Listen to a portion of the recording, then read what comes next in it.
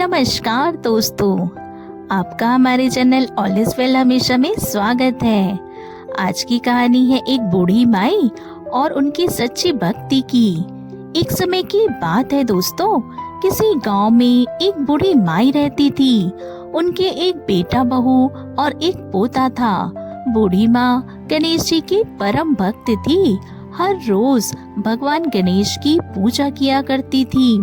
ज्यादातर समय बूढ़ी माई पूजा पाठ में ही बिताती थी। पूजा से उनका मन बहुत प्रसन्न रहता था, लेकिन वहीं उनकी बहू बूढ़ी माँ की पूजा पाठ को पसंद नहीं करती थी। उसे तो यह सब ढोंग लगता था। एक समय की बात है, बूढ़ी माई मंदिर जाने लगी और इधर बहू चूल्हे पर खाना बनाने की तैयारी कर रही थी। बूढ़ी माई ने बहू को बताया कि वह गणेश मंदिर जा रही है, उसे पूजा करके आने में थोड़ी देर हो जाएगी, तुम तब तक खाना बना के रख लेना। तो बहू सोचती है कि यह बुढ़िया तो पूजा के नाम पर बस घूमती रहती है और घर का काम करने में इसे बहुत आफत आती है। वह खाना बना ही रही थी, तभी बहू का बेटा खेलते हुए वहाँ आ गया और उसने चूल्हे से जलती हुई लकड़ी निकाल ली, जिससे उसके कपड़ों में आग लग गई। बहू दौड़कर आई और आग को बुझाने लगी। तब तक बच्चा बहुत जल गया था। थोड़ी देर में जब बूढ़ी माई मंदिर से आई, उन्होंने देखा कि रसोई में बहू ने झाड़ू तक नहीं लगाया, ना खाना बना था। अरे बहू, यह क्या, इतनी देर हो गई, अभी तक खाना नहीं बनाया? ये मेरे पोते को क्या हो गया बहू? गणेश जी महाराज, यह क्या हो गया? माँ जी, आप वहीं रुकिए, आप मेरे बेटे से दूर ही रहिए। क्या हुआ बहू, तू ऐसा क्यों बोल रही है? ठीक ही तो कह रही हूँ, आपकी वजह से यह सब हुआ है। आपको तो बस पूजा पाठ से मतलब है और किसी से नहीं। अब तक आपको क्या फल दे दिया आपके भगवान ने? आपकी इस पूजा ने क्या किया है? आपके भगवान ने मेरे बेटे को ठीक कर देंगे क्या? अब जाइए यहाँ से। बूढ़ी माई को अपनी बहू की बात से बहुत ठेस पहुँचती है और रोते हुए बूढ़ी माई वहाँ से चली जाती है। भगवान गणेश के पास बैठकर रोने लगती है। फिर शाम को जब उनका बेटा आता है, तब बहू उससे बूढ़ी माई की शिकायत करने लगती है और कहती है कि अब इस घर में या तो आपकी माँ रहेगी या फिर मैं रहूंगी। उसके पति ने पूछा, क्या हुआ, ऐसा क्यों बोल रही हो? आपको सोनू की हालत दिखाई नहीं दे रही? सब आपकी माँ के कारण हुआ है। उन्हें घर का एक काम नहीं करना होता। मैं कितना काम करूं, कितना ध्यान दूं? उन्होंने तो बस एक पूजा का ढोंग बना रखा है। सारा दिन पूजा करती रहती हैं। ऊपर से मुझसे फरमाइश करती है कि बहू आज भोग के लिए यह बना दो, वह बना दो। तो आप अपनी माँ को इस घर से बाहर निकालो या मैं अपने बेटे को लेकर यहाँ से चली जाऊंगी। अब मैं इस घर में आपकी माँ के साथ और नहीं रह सकती। पर मैं माँ को इस उम्र में घर से बाहर कैसे निकालूं? मैं कुछ नहीं जानती। अब आपकी माँ के साथ मैं इस घर में नहीं रहूंगी। अच्छा रुको, मैं कुछ उपाय सोचता हूँ। अब तो बूढ़ी माई का बेटा चिंता में पड़ जाता है। बहुत सोच विचार करके माँ से कहता है, माँ आप एक काम करो, आप मामा के यहाँ कुछ दिन के लिए घूमने चली जाओ। जब बहू का मन शांत होगा तो वापस आ जाना।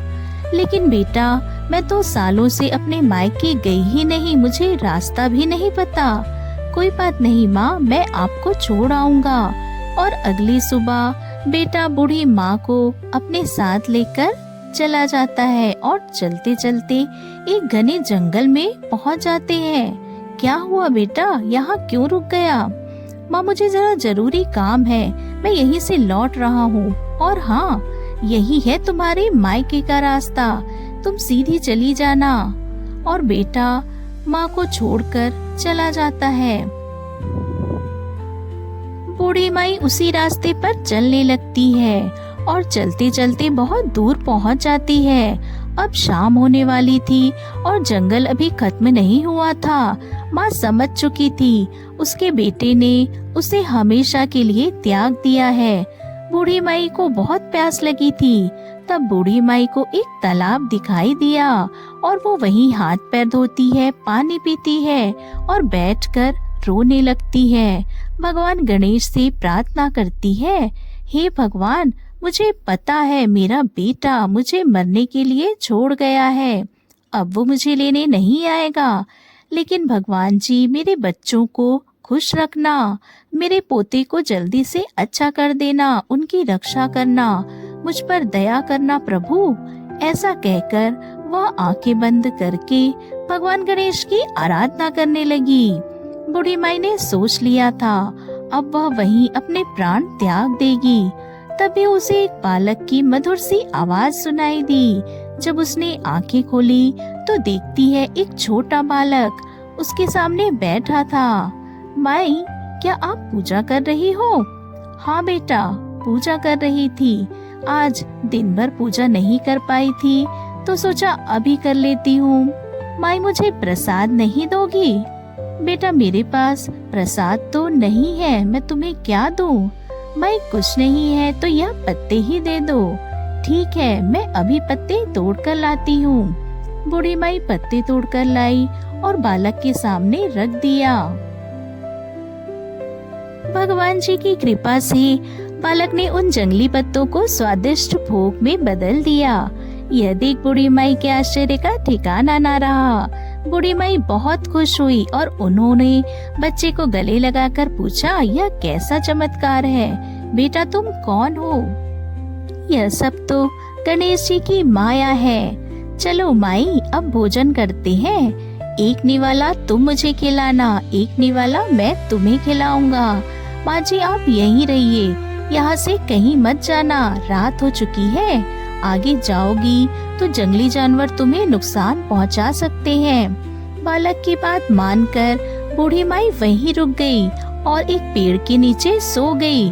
सुबह जब बूढ़ी माई की आँख खुली तो देखती है कि वहाँ बहुत ही सुंदर घर बना है, जहाँ किसी चीज की कोई कमी नहीं। जब वह बाहर निकली तो देखा वहाँ भगवान गणेश जी का मंदिर भी है। यह देख बूढ़ी माई बहुत खुश हुई। फिर क्या, बूढ़ी माई ने स्नान किया और भगवान गणेश की पूजा करने लगी और उसी घर में खुशी खुशी रहने लगी। उसे यहाँ किसी चीज की कमी ना थी। इस बात को सालों बीत गए। इधर बूढ़ी माई के बेटे के घर में उनके जाते ही कुछ भी नहीं बचा। सब धन संपत्ति नष्ट हो गई। बेटा बहुत गरीब हो गया, यहाँ तक कि उन्हें अपना घर तक बेचने की नौबत आ गई। सुनो जी, घर में अन्न का एक दाना भी नहीं है और बेटा हमारा भूख से तड़प रहा है।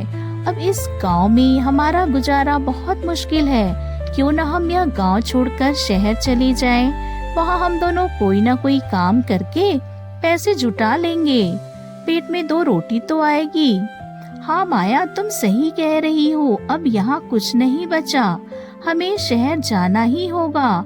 और पति पत्नी बच्चे के साथ गांव छोड़कर शहर की ओर निकल पड़े। शहर जाते रास्ते में वही घना जंगल पड़ा, जहाँ बेटे ने अपनी माँ को सालों पहले छोड़ा था। आज ऐसा दिन आ गया था कि वह खुद अपना घर छोड़कर परिवार के साथ दर दर भटक रहा था। चलते चलते जब काफी देर हो गई, अब उन्हें जोरों की भूख सताने लगी। तभी उन्हें जंगल के बीच में एक घर दिखाई दिया। वह घर किसी और का नहीं, बूढ़ी माई का था। बूढ़ी माई के बेटे बहू ने सोचा कि उस घर से कुछ खाने को मांग लेते हैं, जरूर कुछ न कुछ मिल ही जाएगा।